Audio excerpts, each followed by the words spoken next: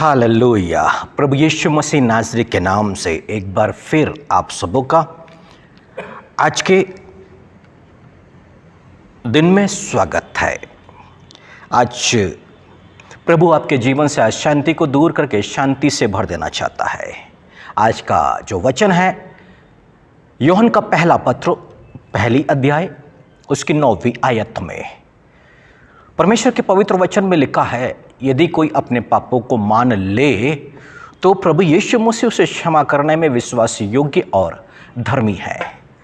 परंतु तभी मेरे प्रिय भाइयों बहनों, जब एक व्यक्ति यीशु मसीह के सम्मुख में अपने गुनाह, अपने अधर्म और अपने पापों को स्वीकार कर ले, एक व्यक्ति के जीवन में असफलता, दुख, परेशानी, बीमारी, उसका मूल कारण पाप है, अधर्म है।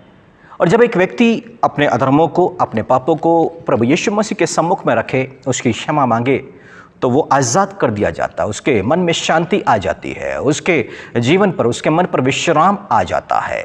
और जब तक वो अपने पापों का अंगीकार नहीं करता है तब तक एक अशांति का जीवन, असफलता का जीवन, दुख का जीवन वो व्यतीत करता है। इसलिए प्रेरितों के काम में पौलुस बहुत स्पष्ट रूप से लिखता है कि परमेश्वर के पास में लौटो, अपने गुनाहों को मान लो, जिससे तुम्हारे विश्राम या विश्रांति के दिन आ जाए। पवित्र बाइबल में यदि उत्पत्ति की किताब में आप जाएंगे तो वहाँ पर आदम और हव्वा अदन की वाटिका में है। सर्प ने हव्वा को बहका दिया है।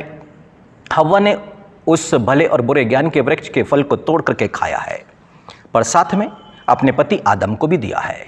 आप जानते हैं, परमेश्वर जब दोपहर की ठंडी हवा चली तो परमेश्वर अदन की वाटिका में आया और परमेश्वर के शब्द को सुनकर के आदम छिप गया है। परमेश्वर ने पुकारा है, आदम आदम तू कहाँ है? आदम ने कहा, मैं तेरे शब्द को सुन के बारी में छिप गया हूँ क्योंकि मैं नंगा हूँ। परमेश्वर ने कहा उससे, किसने तुझे बताया कि तू नंगा है? क्या तूने उस वृक्ष का फल खाया जिसे खाने से मैंने तुझे मना किया था? आदम अपने गुनाह को नहीं मान रहा है, अपने अधर्म को नहीं मान रहा है। वो क्या कहता है, जो स्त्री तूने मेरे साथ में रहने के लिए दिया था ना, उसने मुझे फल खाने को दिया है। उसने दोष लगाया, परंतु परमेश्वर से ये नहीं कहा कि हाँ मुझसे ये गुनाह हुआ है। परमेश्वर मेरे प्रियो न्याय करे ना, उसके पहले वो एक अवसर देता है आपके वो और संसार का हर एक विश्वासी मसीह जन परमेश्वर के ओर से एक अवसर को प्राप्त करता है। जब परमेश्वर मनुष्यों को वो मौका दे, वो अवसर दे कि वो अपने गुनाहों को स्वीकार कर ले, और जब वो गुनाहों को स्वीकार कर लेता है तो उस अधर्म से, पाप से वो मुक्त कर दिया जाता है और वो शांति का जीवन जी सकता है। परंतु आदम ने अपनी गलती को नहीं स्वीकारा। परंतु जब परमेश्वर उसकी स्त्री के पास में गया ना, परमेश्वर ने उससे सवाल किया, क्या तूने उस वृक्ष का फल? परंतु वो स्त्री ने भी अपने गुनाह, अपने अधर्म को नहीं कबूला। कहती क्या है, वो सर्प ने मुझे बहका दिया और मैंने फल खा लिया। आदम ने स्त्री के ऊपर में और स्त्री ने सर्प के ऊपर में दोष मढ़ा, पर जो मौका परमेश्वर दे रहा था, परमेश्वर सवाल कर रहा है, क्या तुमने फल खाया?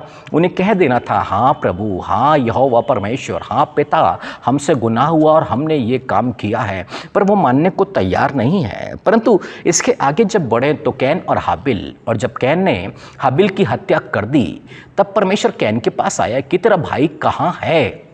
कैन ने कहा, क्या मैं अपने भाई का रखवाला हूँ? परमेश्वर तेरा भाई कहाँ है ये पूछ करके एक अवसर दे रहा था कि कैन परमेश्वर के सम्मुख में अपने गुनाह, अपने अधर्म को स्वीकार कर ले, पर उसने भी ना इस अवसर का फायदा नहीं उठाया। परंतु मेरे प्रिय भाइयों और बहनों, एक घटना मैं आपको बताऊं। पहले राजाओं की किताब में और उसकी 21वीं आयत में, वहाँ पर राजा आहाब है जो इजराइल पर राजा है, उसकी पत्नी इलिशिबा है जो मूर्ति पूजक विधियों में लगे रहती है।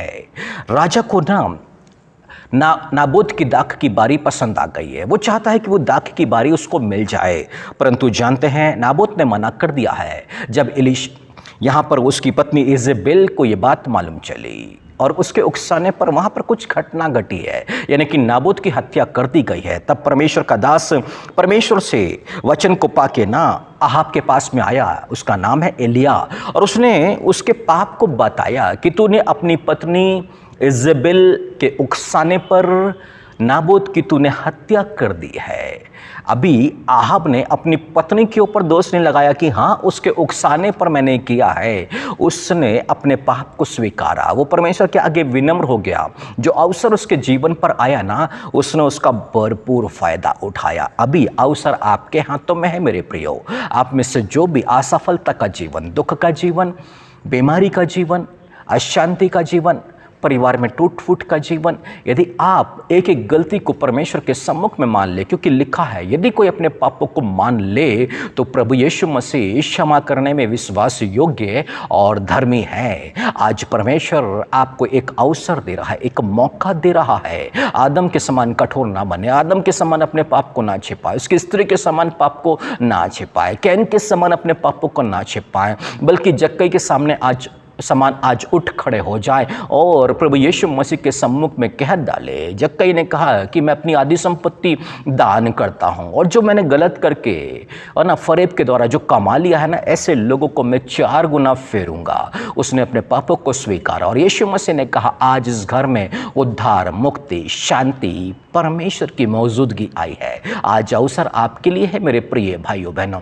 आज के दिन परमेश्वर ने आपके लिए, आज की जब सुबह सूरज निकला है तो प्रभु ने क्या किया है, अपनी करुणा आपके लिए प्रकट की है, अपनी दया प्रकट की है कि आज से एक नया जीवन, शांति का, आनंद का, सफलता का जीवन आप जी सके, जहां पर शैतान आपके जीवन पर कार्य ना कर सके। एक मौका है, फ़ायदा उठा लीजिएगा प्रभु यीशु मसीह के नाम से। आइए हम लोग प्रार्थना करेंगे। मेरे पवित्र प्रभु यीशु मसीह, आपके पवित्र वचन में आपने प्रकट कर दिया यदि कोई अपने पापों को मान लेता है तो आप क्षमा करने में विश्वास योग्य और धर्मी हैं। इस वचन को सुनने के बाद, आपके इस अनमोल मोती को ग्रहण करने के बाद में जितने अपने गुनाहों को, अपने पाप को, अपने अधर्म को स्वीकार करते हो, सब पर दया करे, करुणा करे, आज उन्हें आज़ाद करे प्रभु जी, ताकि उनके विश्राम के दिन आ जाए। क्योंकि वचन में लिखा धन्य है जो शोक करते हैं वो शांति पाएंगे। आज जितने शांति को पाना चाहते हैं, अपने गुनाहों को स्वीकारते हैं, उन्हें क्षमा करे और उन्हें आशीषित करे। प्रभु यीशु मसीह आपके सामर्थ्य नाम पर दुआ करते हैं, आमीन।